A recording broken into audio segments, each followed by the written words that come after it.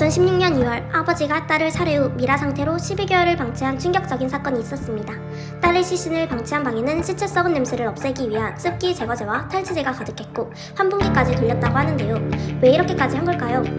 왜 11개월 동안이나 냄새나는 딸의 시체를 유기하지 않고 그대로 집안에 방치했을까요? 바로 딸의 육신이 부활할 것이라 믿었기 때문입니다. 신학대 교수이자 교회 목사였던 이 아버지는 딸의 육신이 죽어도 다시 살아날 거라는 육신부활을 굳게 믿었던 것으로 보이는데요. 더 놀라운 사실은 이러한 육신부활을 믿는 사람이 비단 이 아버지 한 사람뿐만이 아니라는 것입니다. 물론 육신부활을 믿는다고 해서 이렇게 끔찍한 일을 저지르는 것은 절대 아닙니다. 그러나 전 세계 26억 명의 기독교인들은 지금도 예수님이 다시 오시면 그동안 예수님을 믿다가 죽은 사람들이 모두 육신으로 부활한다고 믿고 있는데요.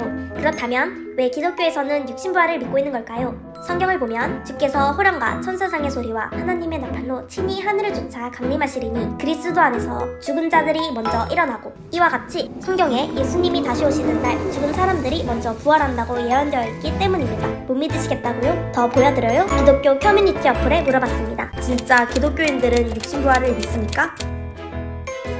여기를 보면 저는 진정한 기독교인으로서 육체 부활에 대한 믿음을 확고히 합니다 라고 나와 있습니다. 또 실제 기독교인들은 예전에 예수님이 다시 오시면 육신이 부활할 것을 대비하여 시신을 화장하는 것보다 매장하는 것을 더 선호했다고 하는데요. 그래도 안 믿어지시나요? 교회 가서 직접 물어보시면 형제님, 자매님 믿음을 가지세요 라는 말을 들으실 수 있을 겁니다. 여튼 이렇게 기독교는 육신부활을 2000년 동안이나 믿어왔는데요. 정말 육신이 부활하는 것이 가능할까요? 한번 생각해보세요. 예수님을 잘 믿던 어떤 사람이 물에 빠져 죽었는데 그 시체를 물고기들이 모두 뜯어먹었습니다. 그런데 그 물고기가 그물에 잡혀 부산 자갈치 시장에서 횟감이 된 것입니다. 이 물고기는 이미 사람의 뱃속에서 소화가 되어서 몸의 일부가 되었는데요. 그럼 아까 그 물에 빠져 죽은 사람은 대체 어떻게 육신으로 부활할 수 있을까요? 성경에도 한 번 죽은 것은 사람에게 정해진 것이요 그 후에는 심판이 있으리니 육신은 한 번 죽으면 끝이라고 나와 있습니다. 우리 모두가 알고 있듯이 육신은 다시 살아날 수가 없습니다. 죽은 지 3시간, 하루 된 사람이 살아나는 경우는 간혹 있어도 죽은 지 1년, 10년, 100년 된 사람이 살아나는 것은 킹덤 아닌가요?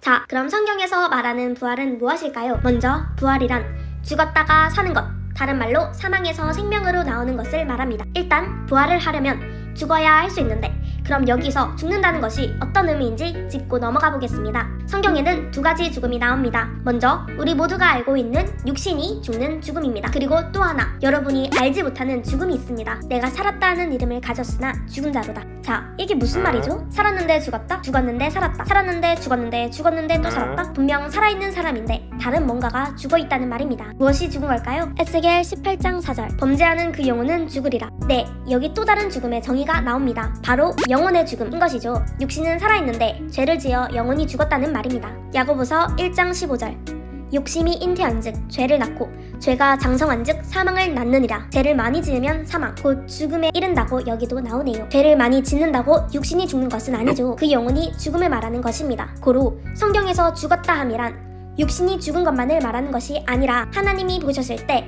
육신은 살아있으나 그 영혼이 죽은 사람, 죄를 짓고 하나님과의 관계가 완전히 단절된 사람을 말하는 것임을 알 수 있습니다. 결국 성경에서 말하는 부활이란 근본적으로 죽어있던 영이 살아나는 영적 부활을 말하는 것입니다.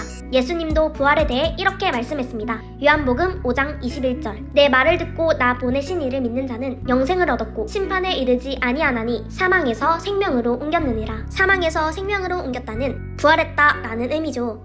예수님은 부활을 하려면 예수님의 말씀을 듣고 예수님을 보낸 하나님을 믿어야 한다고 했습니다.